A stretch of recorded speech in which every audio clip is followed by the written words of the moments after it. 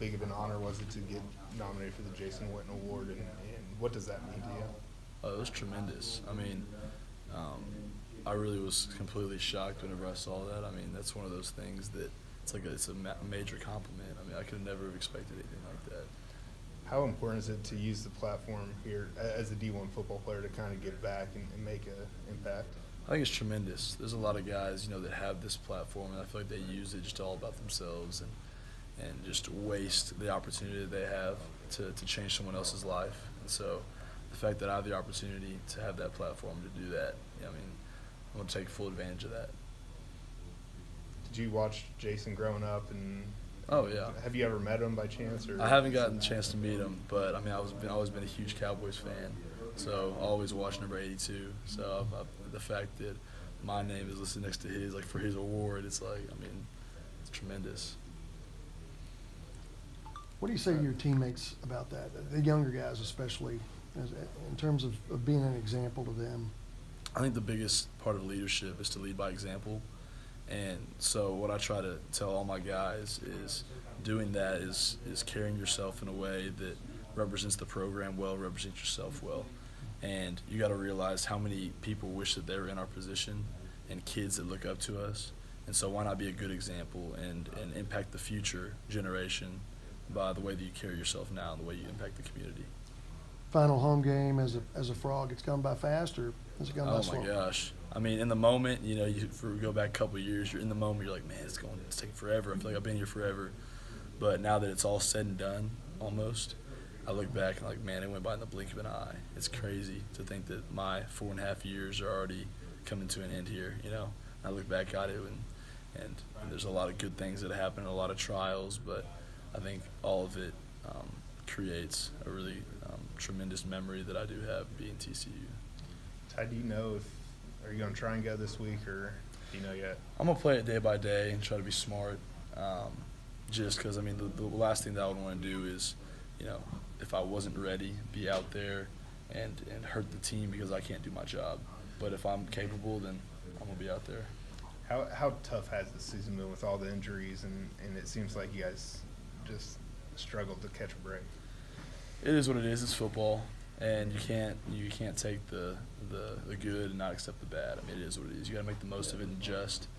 And we've had a lot of young guys that have had the opportunity to play in games, which is good for the future. In the moment, it might not seem great, but at the same time, we're learning. It's football, so making the most of our situation. And for you, I mean, you got to be smart, but you also look ahead to a potential pro career, so you got to weigh that as well, right?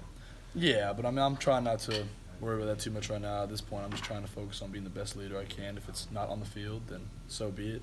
I'm going to try to encourage my dudes and help coach up the young guys if I can and worry about the here and now, and then that stuff will take care of itself. How about the overall effort last week at Baylor? I mean, you seemed like at a stretch there you were losing somebody about every other play and still be able to get out. Both sides of the ball, too. I mean, there's Baylor guys falling like flies, too. I mean, it's one of those games that sometimes that happens, and I think it just shows it was just a tremendous effort by all our guys that did get the chance to step up. Grayson Muehlstein, Amari, guys that had to step up in place of guys that were injured and make things happen. And then guys like Jalen Rager making big plays. I mean, stuff we needed to spark momentum changes, and it was really exciting to watch. I wish I could have been a part of it more, but I mean, I was part of it on the sideline. I was getting fired up myself, so I was happy. Well, you'd seen Muehlstein a lot in practice when he was, years ago when he was scout team quarterback. He was my roommate the whole time I've been in college. He was right? my roommate, yeah. So I was excited for him, finally get a chance to be out there in a prime moment and make a difference and show what he can do. So I'm excited to see what he can do this week too. Yeah, he was laughing in the post game. We were saying when you got off the bus, you just figuring it's just going to be another day at the office. But he, being an older guy, he was prepared and ready to go. Oh yeah, he's been waiting for this moment for 4 or 5 years now, and so I know he was really excited when his number got called, and he was like, I'm gonna go make the most of it. 'Cause he it's Baylor. No matter who's in, we're all gonna give it our best. I'm sure Coach Patterson won't brag about himself, but how impressed have you been with them, top-ranked defense, given all your guys' injuries, and how good has he been kind of at game planning this year for you guys? Well, it honestly goes back even to just the recruiting process and the guys that he brings in. A lot of the young guys have had a chance to play this year, and they got some tremendous talent.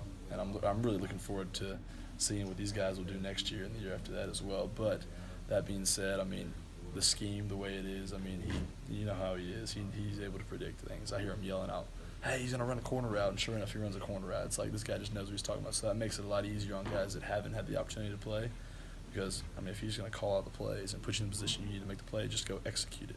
That's all you have to do is just go do your job. And so Coach P makes that easy by the way that he studies and then he teaches it to us.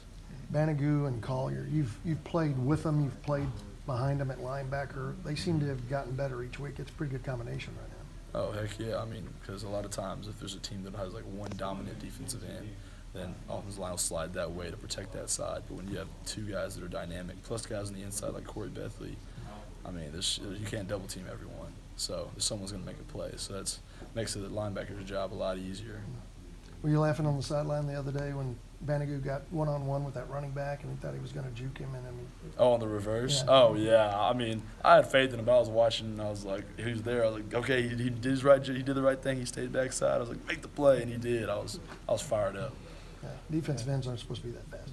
No, but he's changing the tide a little bit. So, Ty, got to ask if you are able to go, can you get an emergency quarterback? Should something happen? Hey, I know you guys they've told me, hey, Ty, we might need you. We'll let you know if something goes wrong. I'll be, hey, I'll be there. Maybe more of a pocket passer on Saturday if you Yeah, oh yeah, no, heck no, I'll be that wildcat and we run that thing a little bit, like just like the old days. Was Grayson able to talk to his granddad after the game? We all follow him on Oh, really? Dog Nation. He's been waiting for him to get in the game. We're all very excited for him. Oh man, his whole family was so excited. Yeah. I already know. I mean, he was telling me about all the calls he was getting. He was like, man, I'm like constantly on my phone. This almost kind of sucks. I feel like I can't talk to anyone around me because I'm constantly trying to respond to people messaging him. But I know he's not a guy that really just asks for the spotlight. I mean, which is also cool. He's not one of those kind of guys that's all about me. He's all about the team. Like when Coach tried to give him a game ball after the game, he was like, "Oh, like no, I don't need a game ball." Like he was one of those guys. So, I mean, I'm super excited for him that he got the chance to have this opportunity, and I know his family was so excited. I talked to him after the game too. So. Good.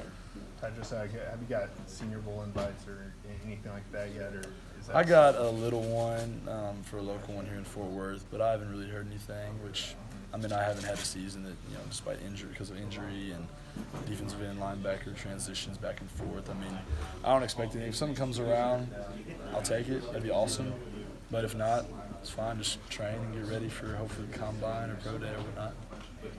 Ty, I apologize if this has already been asked, but how, for you having the up and down season and all that transition you talked about, how much would making a bowl game mean to you as a senior? As a senior, it's huge. I mean, Coach always says, the goal is to give the seniors the best senior year that they could possibly have. And at this point, the best senior year could be 7 wins, 6 on Saturday, 7th in a bowl game. And so, Lord willing, we get the opportunity to do that. If not, so be it. If 5 wins the best that we can get for the seniors, I mean, it is what it is. I mean, we've gone through a lot this year, so the fact that we got 5 is still impressive. Okie State's a team that's been hot and cold, but on the offensive side, still a lot of weapons. Oh, yeah. I mean, they're always explosive, even with having a new quarterback and the running back they have, Hill, and the receiver core. I mean, they're explosive. And so getting the opportunity to play against them, I mean, I know that Coach P is going to come up with a scheme that's going to give us the best opportunity to stop them. And we're going to go out there and hopefully execute it and find a way to get it up.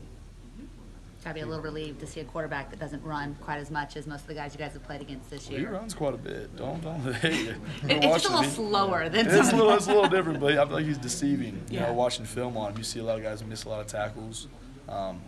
He's a lot more athletic than I feel like people give him credit to. So we're gonna have to practice, accordingly. Have you ever played against a quarterback named Corn Dog? That's what his coach calls him. I have not. This would be a first. That'll be.